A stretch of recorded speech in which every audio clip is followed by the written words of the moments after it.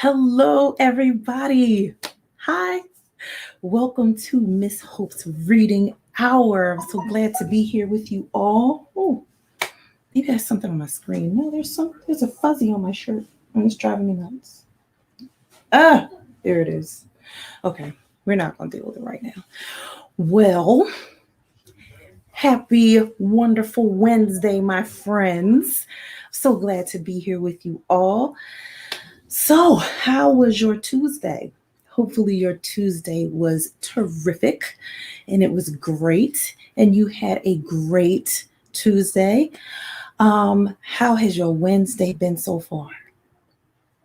Let me tell you how my Wednesday has been so far.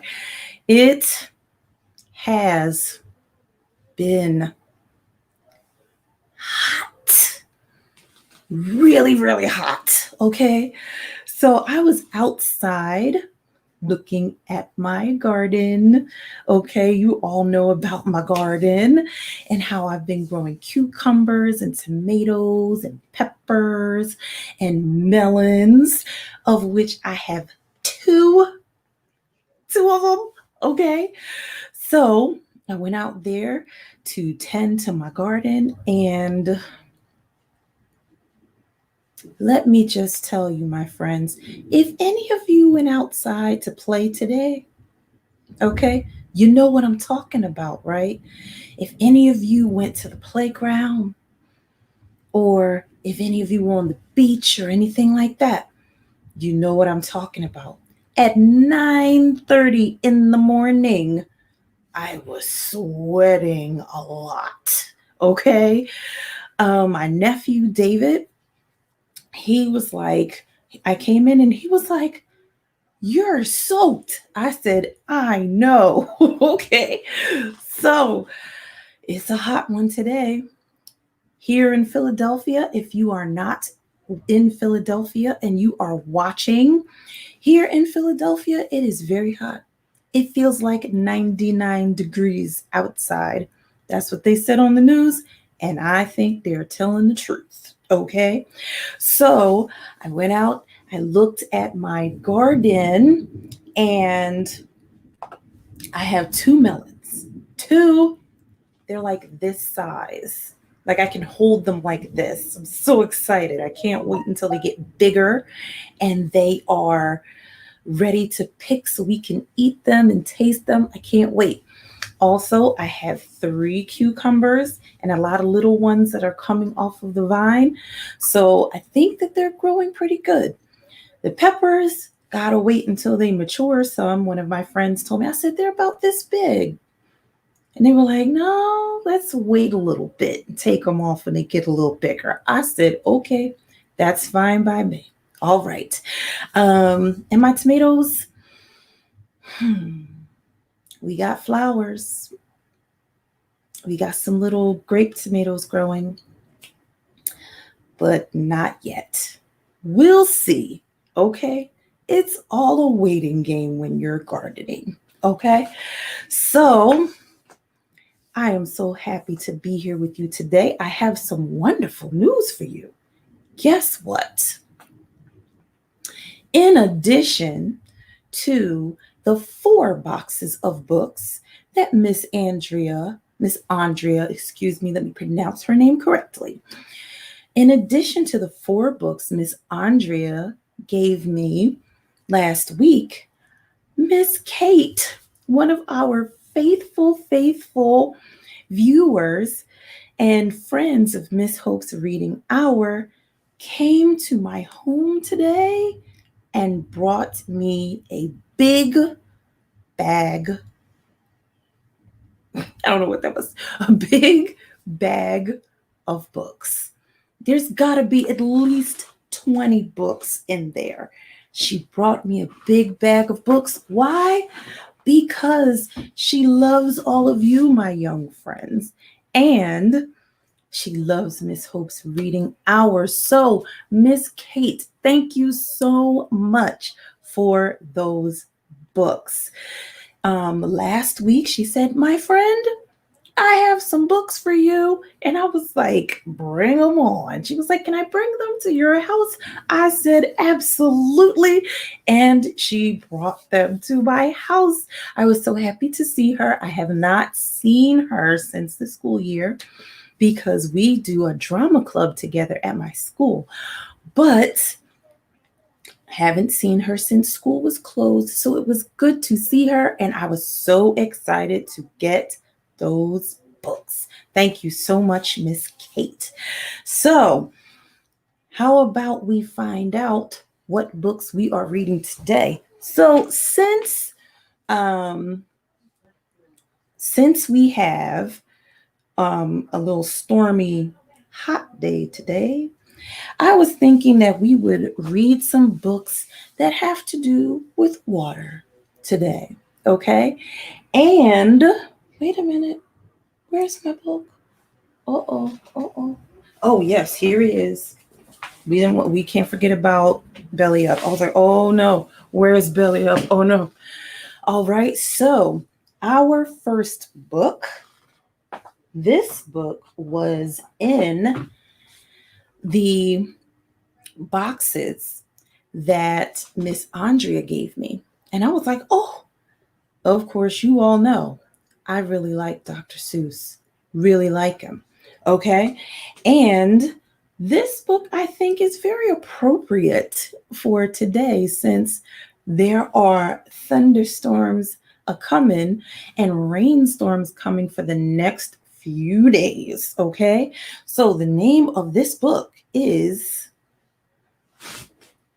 I Wish I Had Duck Feet by Theo Leisig, which really is Dr. Seuss.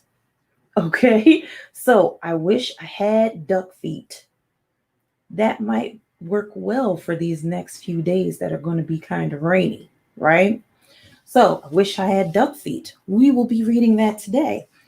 And also, we have this book that we will be reading stories out of periodically every now and then. You know why? Because another thing you guys know that I like, a book that has more than one book in it. They call that an anthology. So, or a collection. So we did read The Rainbow Fish before, and now from the bookstore, I bought the Rainbow Fish collection. Ooh, how nice is that? So, the Rainbow Fish collection, all of the books are by Marcus Pfister. That's the name of the author, Marcus Pfister. And we will be reading a story out of the Rainbow Fish. Because where do fish live? Fish live in the water. And we will be experiencing quite a bit of water here in Philadelphia for the next few days. Okay. So, and also, in the summertime, people like to go fishing. They like to go to lakes. What lives in a lake? Fish. People like to go to the ocean. Way out in the ocean, what lives down there? Fish. So we will be reading out of the Rainbow Fish collection today. And last but not least, certainly not, because we got to find out what's happening in this story, okay? Last but certainly not least, Belly Up by Stuart Gibbs. We have gotten to the place where Teddy has told his mother what he heard inside of that autopsy of poor Henry the Hippo that went belly up. So now we have to find out. Oh, and what was the last thing we found out? That outside of his window, wait a minute.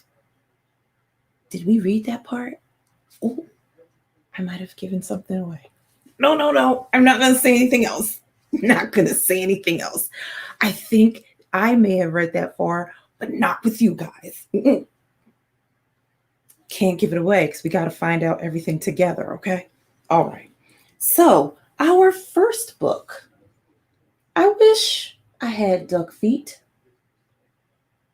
by Theo Seigel, aka Dr. Seuss, illustrated by B. Toby. Let's see if that's such a good idea to have duck feet. I mean, when it's raining and it's a lot of water outside, it may actually be helpful. But let's see if it actually is helpful for someone to have duck feet. Let us have a little ambiance along with our reading, shall we?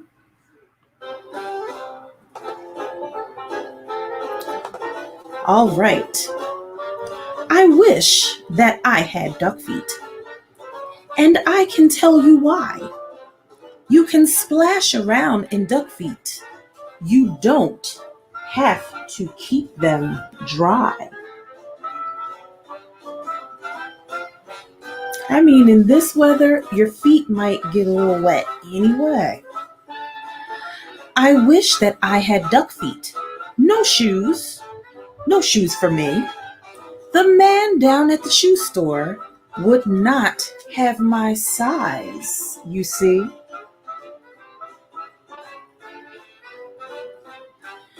Yeah, duck feet on a boy might be kind of big. Okay. If I had two duck feet, I could laugh at Big Bill Brown. I would say, you don't have duck feet. These are all there are in town. One of a kind duck feet, my friend.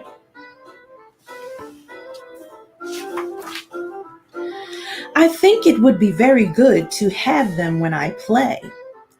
Only kids with duck feet on can ever play this way.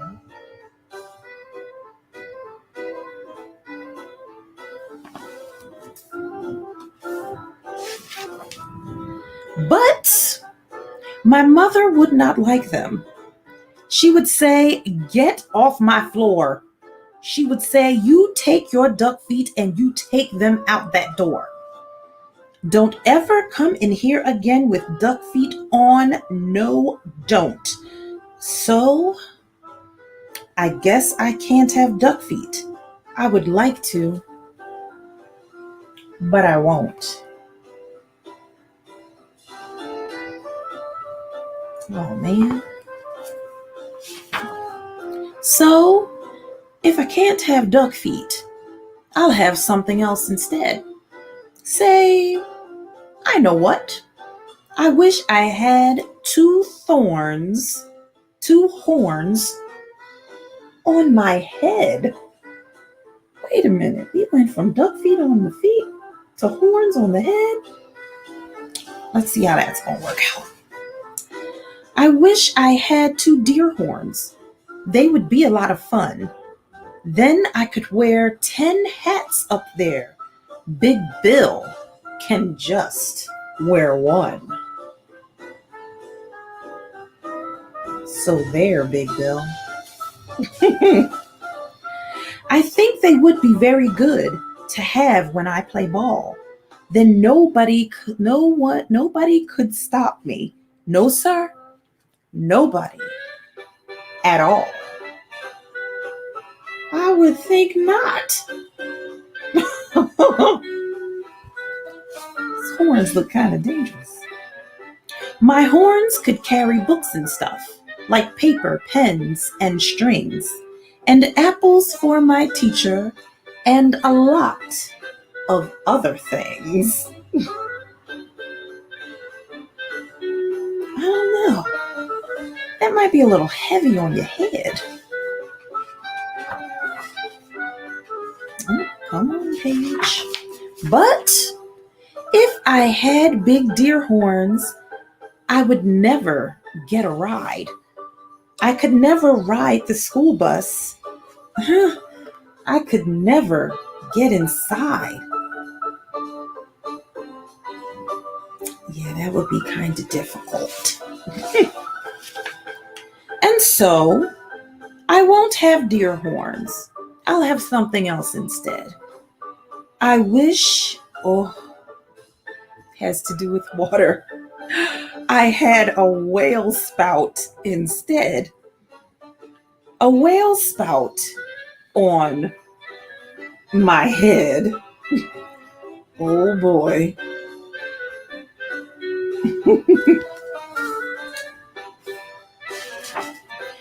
When days get hot, it would be good to spout my spout in school. And then Miss Banks would say, "Thanks, thanks. You keep our school so cool."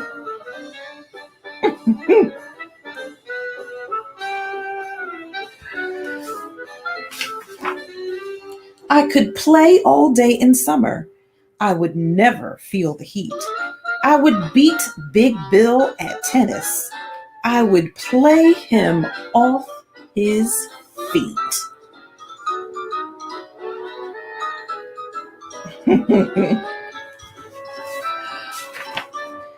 But my mother would not like it.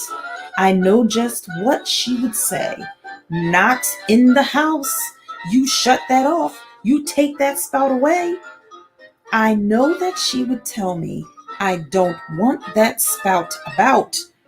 And when mother does not want a thing, it's OUT. It's out.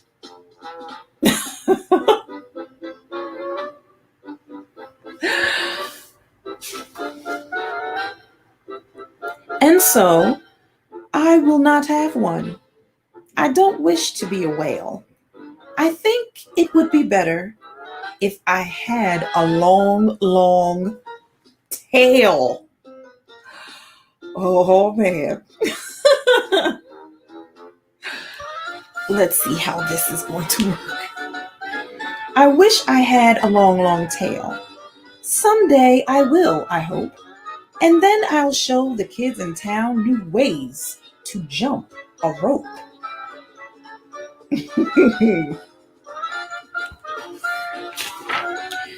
If I had a long, long tail, I know what I would like.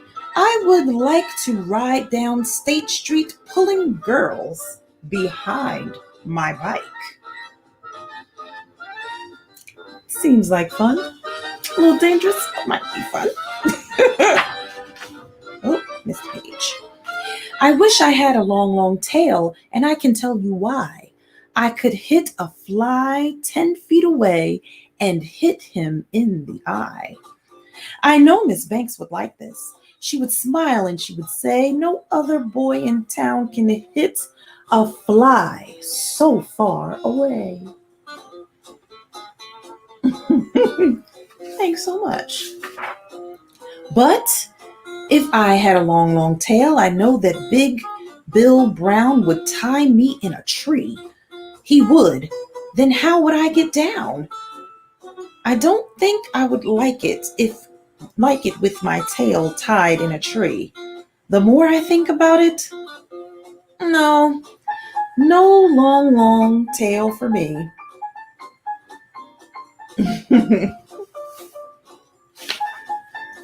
And so, if I can't have a long, long tail, I'll have a long, long nose.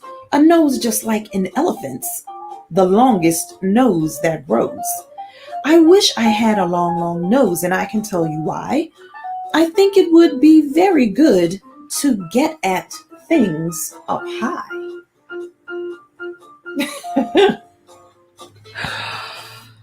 Oh, let's see. Every kid in town would love it. Every kid but Big Bill Brown. And every time I saw him, I would sneeze and blow him down. Oh, now see, that's not nice. Don't do that. Say, I could help the firemen. My nose would be just right. I could help them put out fires 100 times a night.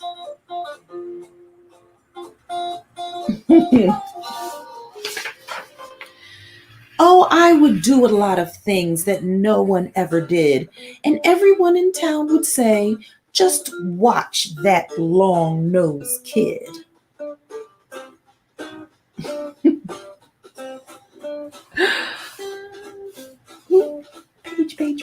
Page. But if I had a long, long nose, I know what Dad would do. My dad would make me wash the car, the house, and windows too. Mm, not quite so fun.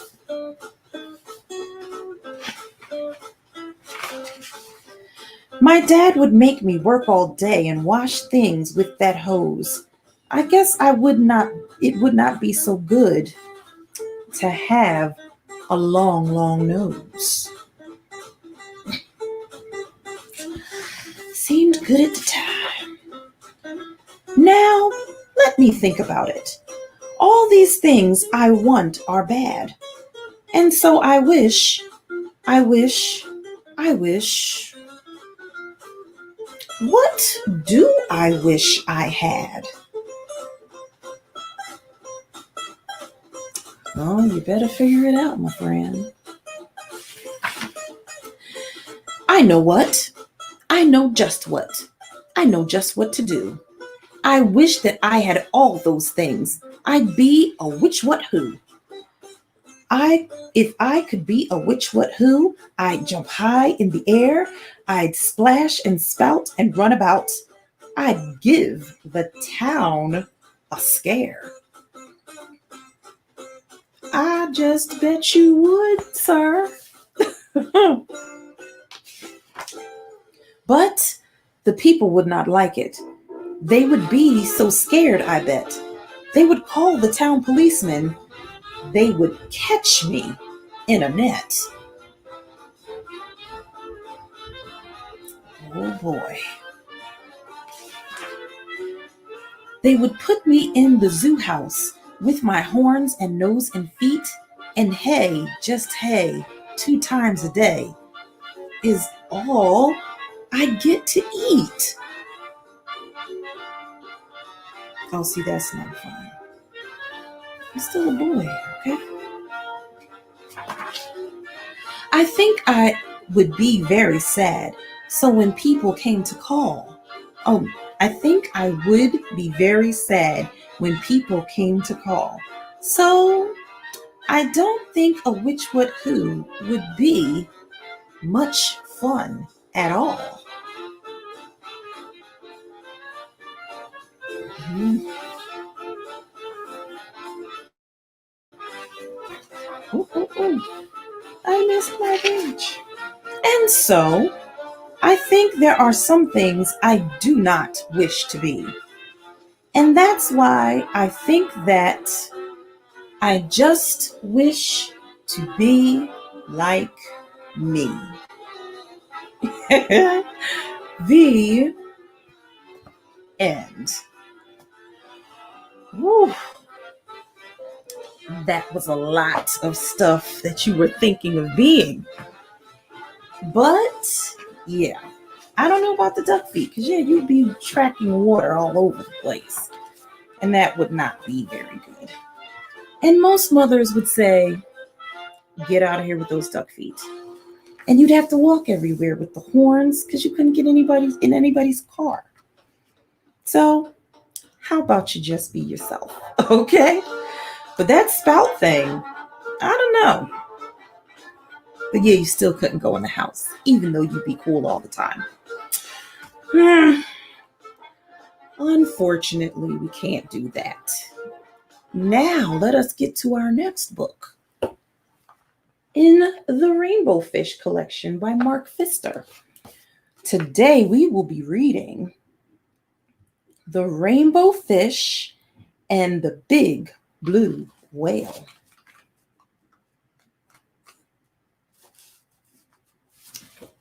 Ambiance for our fish story.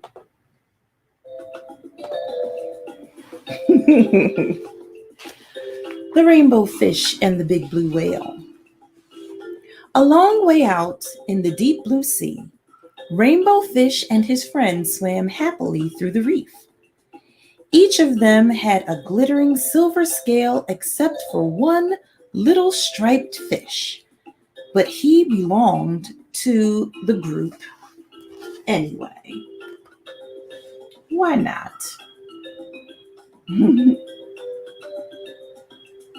Everybody doesn't need to have a scale to be a friend.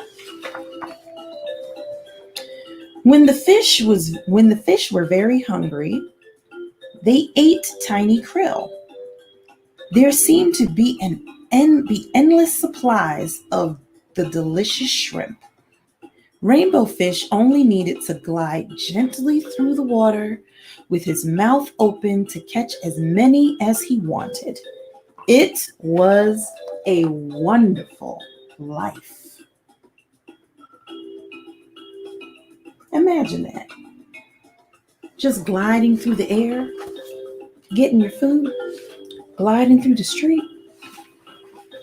Kind of reminds me of Cloudy with a Chance of Meatballs. It seems fun until the food gets real big.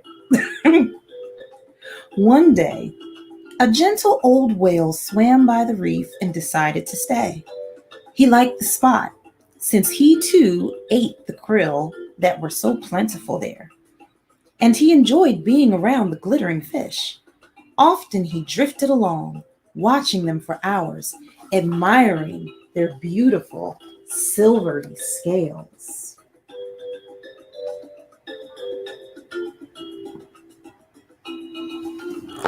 I would think that would be beautiful too. Before long, the fish with the jagged fins noticed the whale watching them. "Why is he looking at us like that?" he asked the others. He was in a particularly bad mood that day. "See how he's staring at us?" he went on irritably. "Who knows what he's thinking?" I don't know. Me being a little fish, I would be wondering about that big whale too.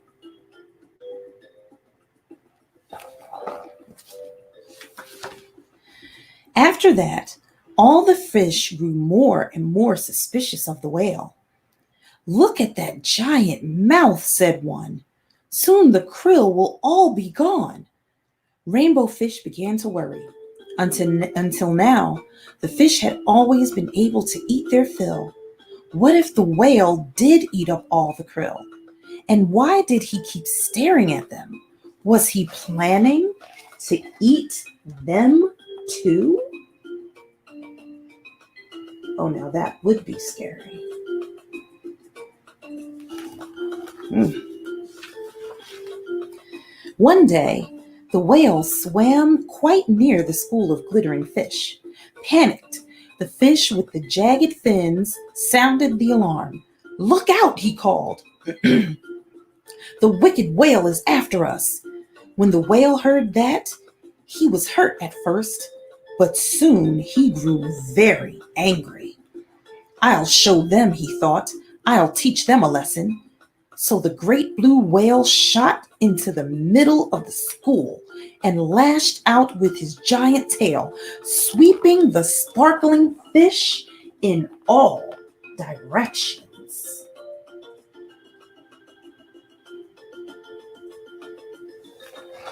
Hmm.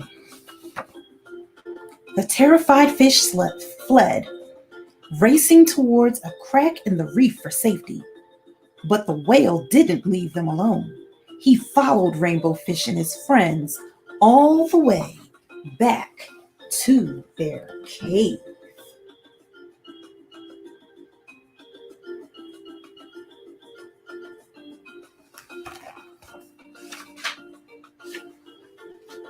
The blue whale swam back and forth, casting sinister glances at the little fish. They were trapped. "I told you that whale was dangerous," whispered the fish with the jagged fins. "We have to watch out for him." After a while, the whale calmed down. He made one last pass, then disappeared behind the reef.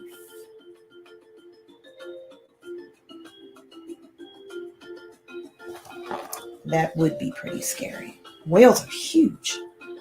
Nervous, but driven by hunger, the fish cautiously left their cave and swam off in search of food. But the battle with the whale had left its mark. All the krill had been driven off. "This is silly," declared Rainbow Fish.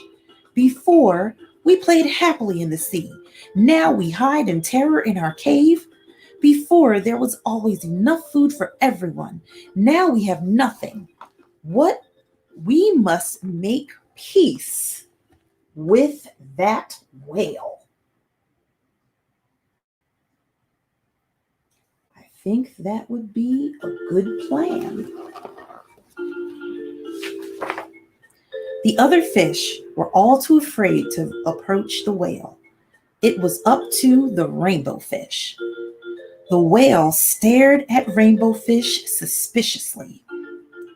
Please, let's talk, said Rainbow Fish. This fight was all a big mistake. It drove off the krill, and now we're hungry.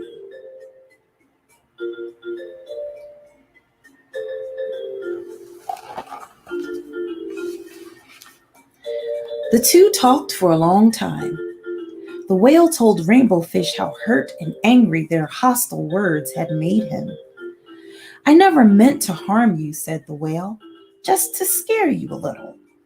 Rainbow Fish was ashamed. I'm sorry, he said, but when we saw you watching us all the time, we were afraid you might eat us. The whale looked surprised. I watched you only because your shining scales are so pretty, he said. They both laughed.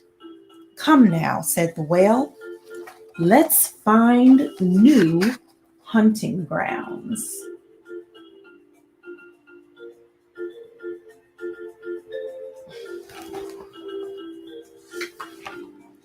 So Rainbow Fish and his friends, protected by their new friend, the big blue whale, swam off together in search of a new home rich with krill. And before long, none of them could remember what the terrible fight had been about.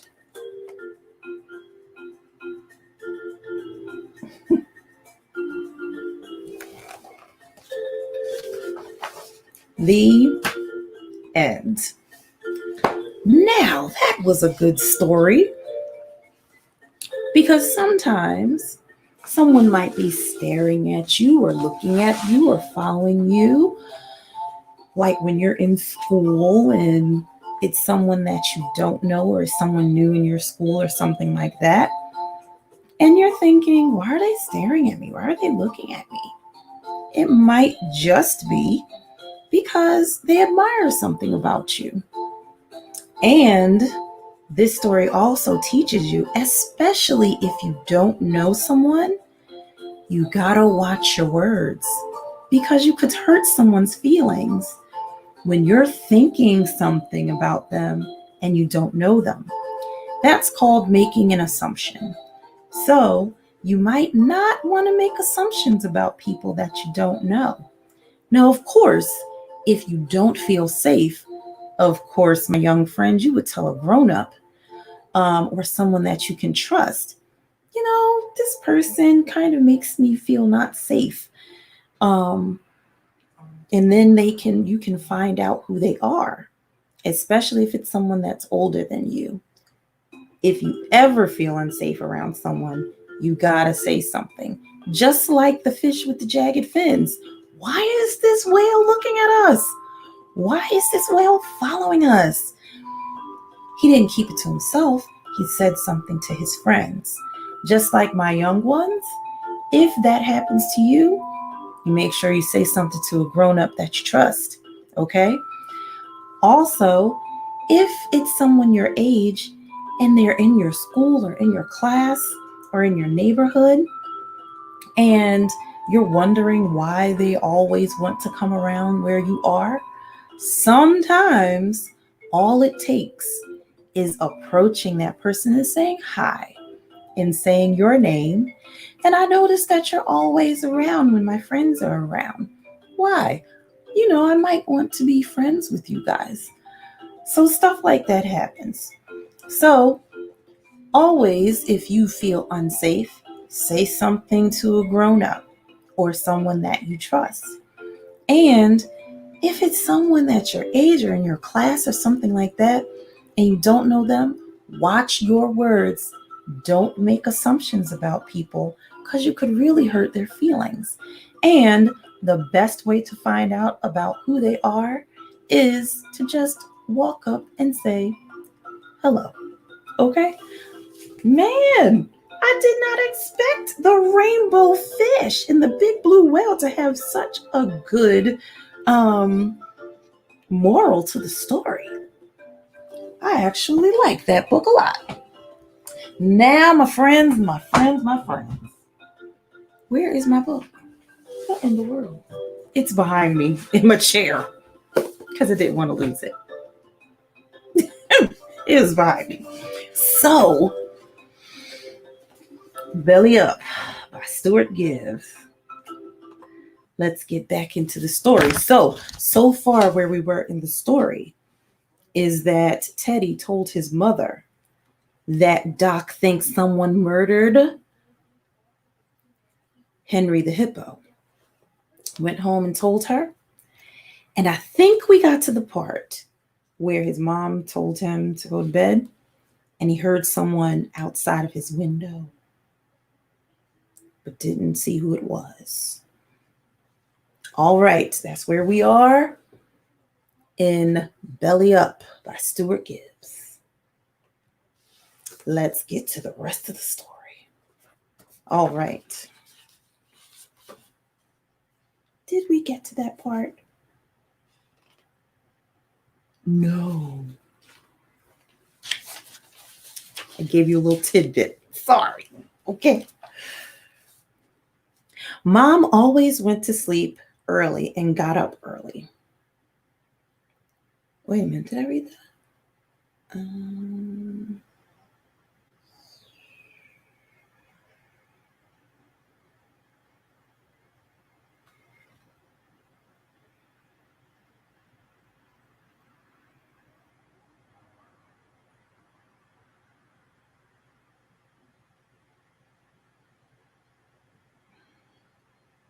Oh no, I'm right. This is where I got to. All right, Mom always went to sleep early and got up early. There was another habit, that was another habit left over from living in the Congo that hadn't been much to do. There hadn't been much to do at night there, and the gorillas were usually up an hour before dawn. I lay in bed reading until I saw the light go out under her door. Oh, I did read that.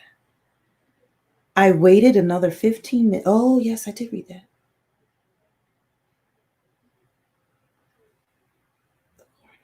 Oh, wait a minute. Oh. Oh, I did read that. I folded the wrong page, you guys. Sorry.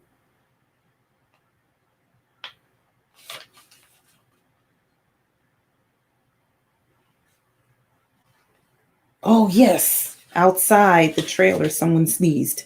That is right.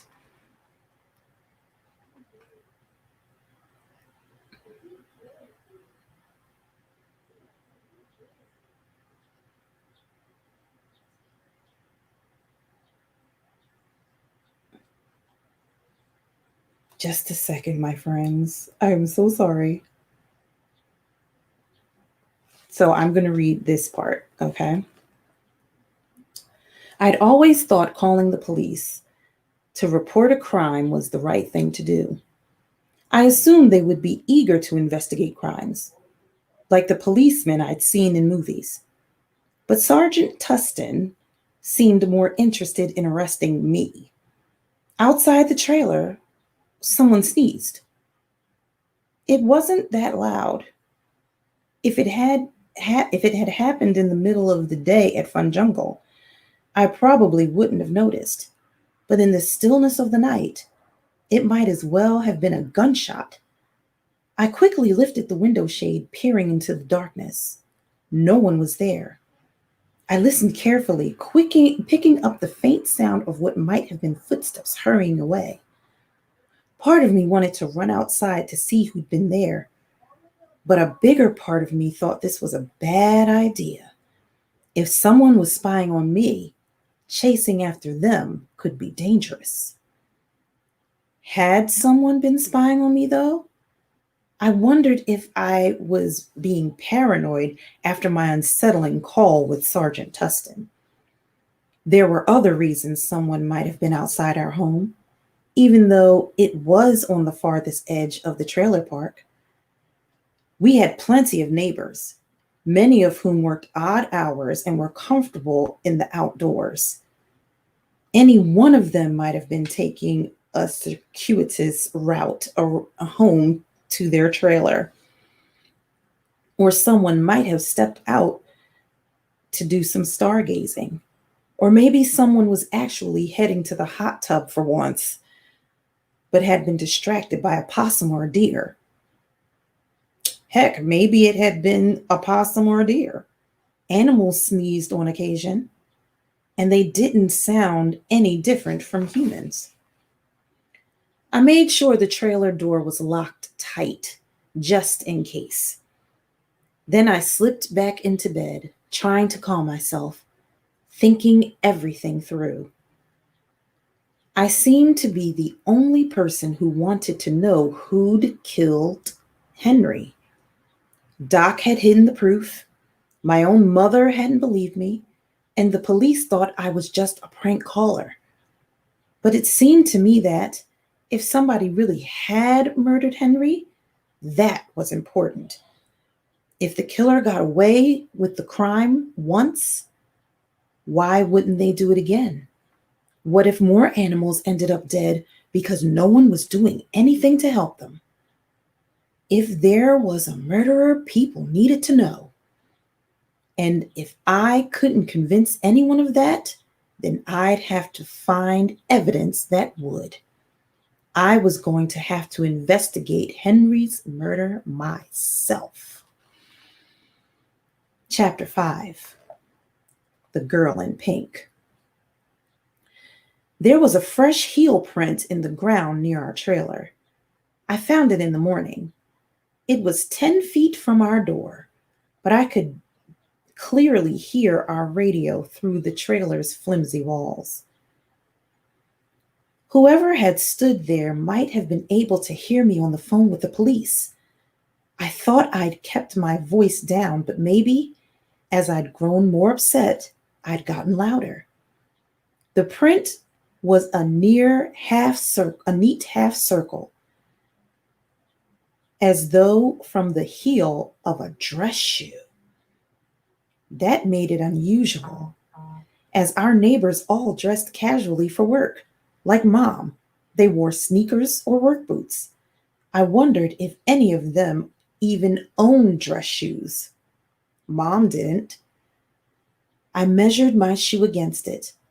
The heel was considerably larger than mine, an adult, a pretty big adult, which most likely meant it was a man. Although that wasn't 100% sure. Large Marge wore shoes big enough for an orangutan. The rest of the sole had been resting on a rock, so it hadn't left a print. The ground around our trailer was extremely rocky, so I couldn't find any other prints, save for the skid mark in a patch of mud near the corner of our trailer, as though someone had slipped while hurrying away. The heel print had definitely been made recently, though. There was a tiny ball of deer poop squashed beneath it. I know my poop. I learned how to track animals in the Congo. And one of the keys to tracking something is knowing what kind of poop it leaves behind. There was deer poop everywhere around our trailer. The ground was a minefield of little pellets. I think the smell of large carnivores wafting out of Fun Jungle scared off the coyotes, which were the only local predators big enough to take down a deer. So the deer were almost always around.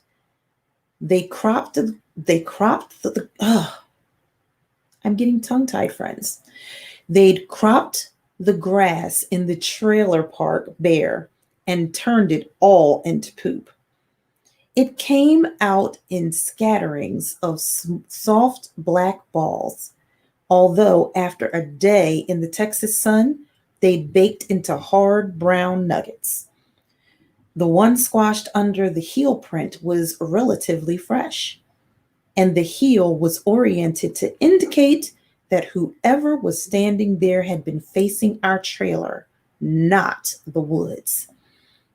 I couldn't guarantee that the person had been listening to me, but the heel print made me nervous just the same. First Sergeant Tustin, now this. Adults seemed more interested in keeping an eye on me than learning who'd killed Henry. But I was still determined to find the murderer. If anything, finding the heel print made me more determined. The obvious place to start was Hippo River. As Doc had pointed out, the objects that had killed Henry were no longer in his digestive tract. So there was only one other place they could be. That was one advantage of investigating a dead zoo animal. I knew exactly where Henry had been every day for the last few months. The moment the park opened in the morning, I set off for Hippo River. I'd expected to have the place to myself, but to my surprise, it was even more crowded than usual. Hundreds of Henry devotees had made a pilgrimage to see where he had died, and more were coming by the minute.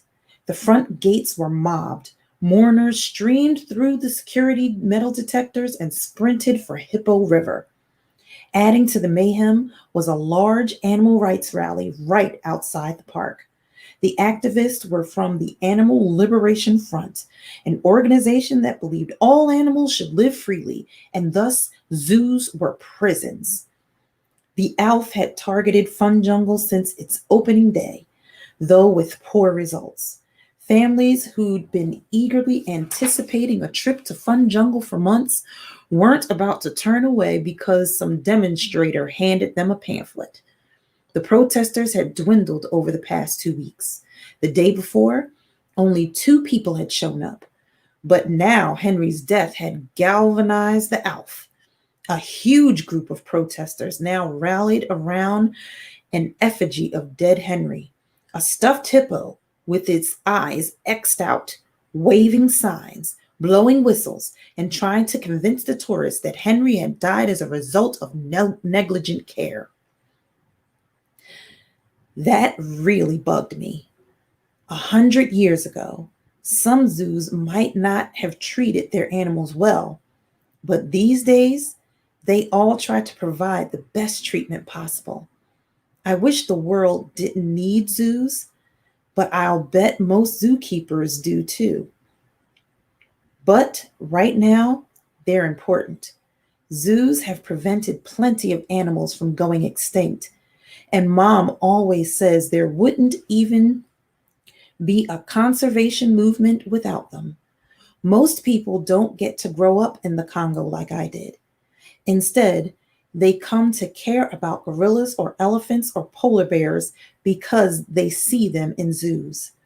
When the ALF accused Fun Jungle of negligence, they were insulting every keeper there, my mom included. So I did my best to ignore them, finding spots as far from the protests as possible to scope out Hippo River. As I did, 2 problems with continuing my investigation came to mind. The first was access. Henry's enclosure was now barricaded. The hastily erected fence Martin Delgado had ordered the night before had now been replaced by sturdy plywood walls like the kind that surrounded construction sites. Even the windows in the underwater viewing areas were blocked off. The walls wouldn't have been hard to scale, but security guards were posted to prevent thrill seekers from doing any such thing. The rest of Hippo River was still open, however. Our guests ought to be allowed to see at least one fat aquatic mammal, J.J. McCracken had openly groused.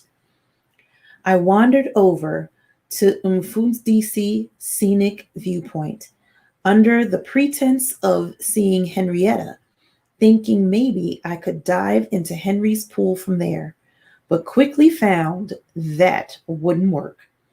As annoying as the barricading of Henry's enclosure was to me, it was devastating to the tourists who had come to learn him. Since Mfudisi was now the only place anyone could get a glimpse of Henry's old home, it was a mob scene. Tourists were packed 20 deep, ignoring the live hippo nearby so they could stare at a tiny sliver of a dead hippo's empty enclosure. There was no way to dive into Henry's pool without 100 people seeing me. Even so, the second problem was more daunting: hippo poop.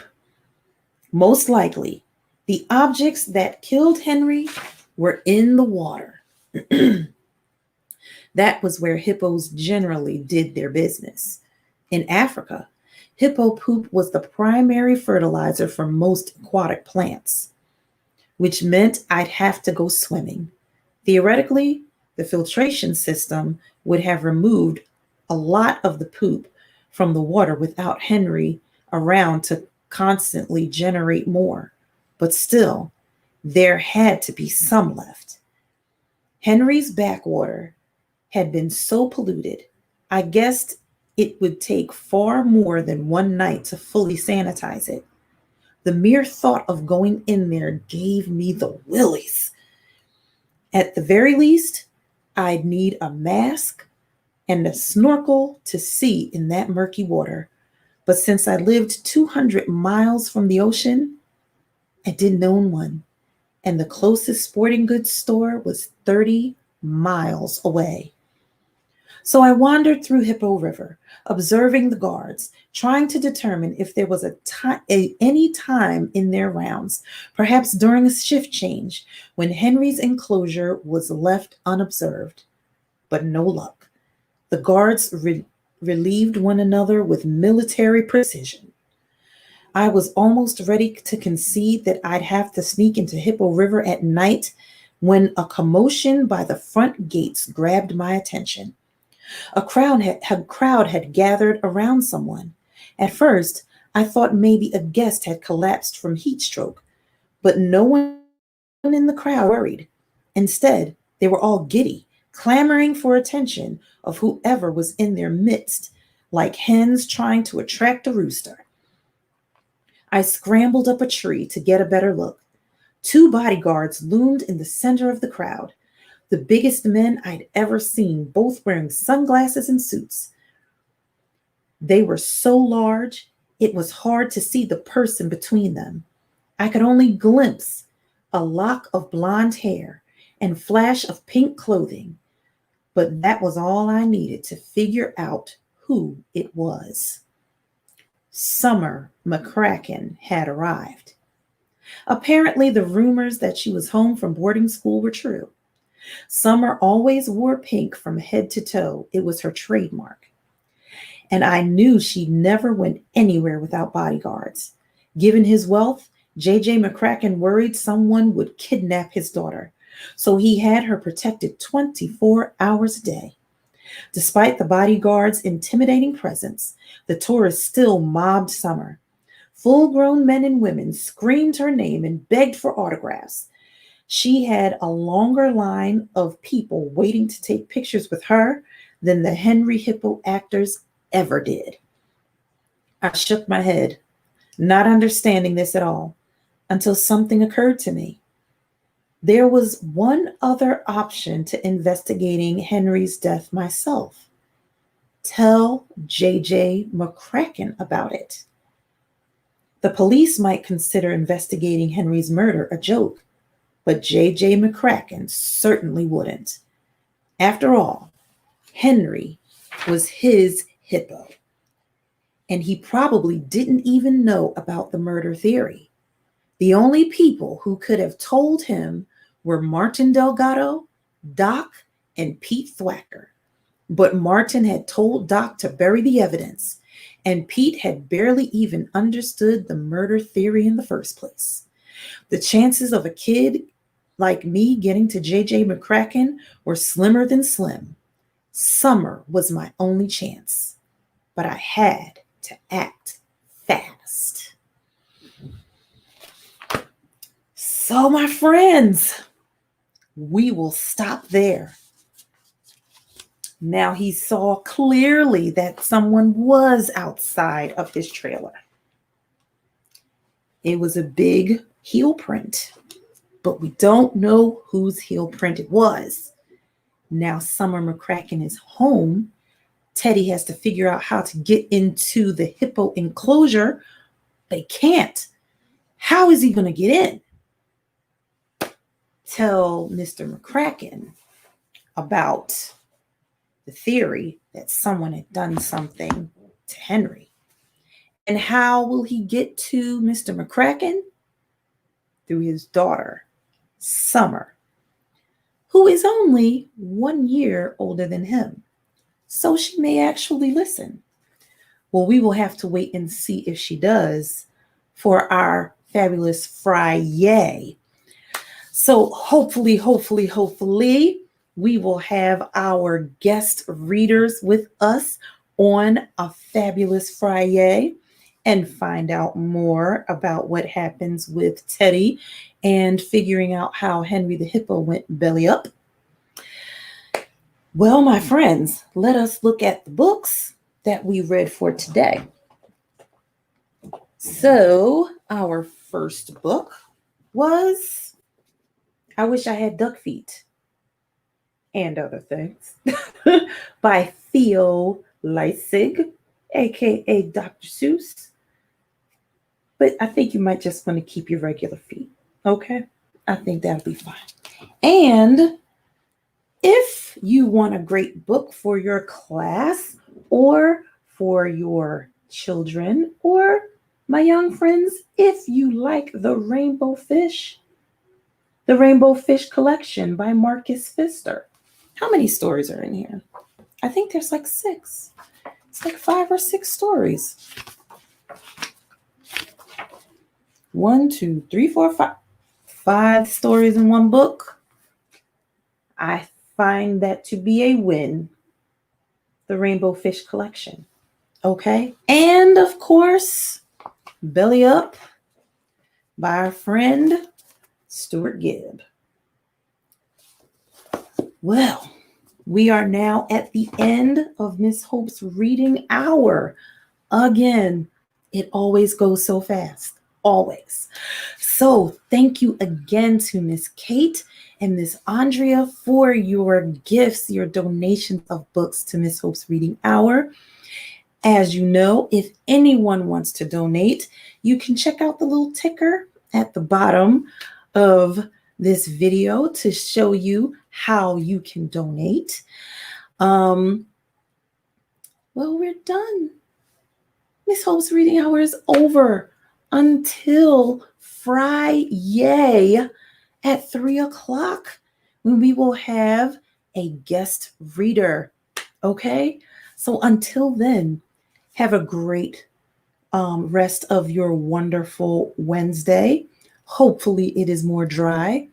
Have a great Thursday. Hopefully it cools down a little bit. And I will see you back here on a fabulous Friday, hopefully with our guest readers right here at 3 o'clock on Miss Hope's Reading Hour. Until then, see you next time. Bye.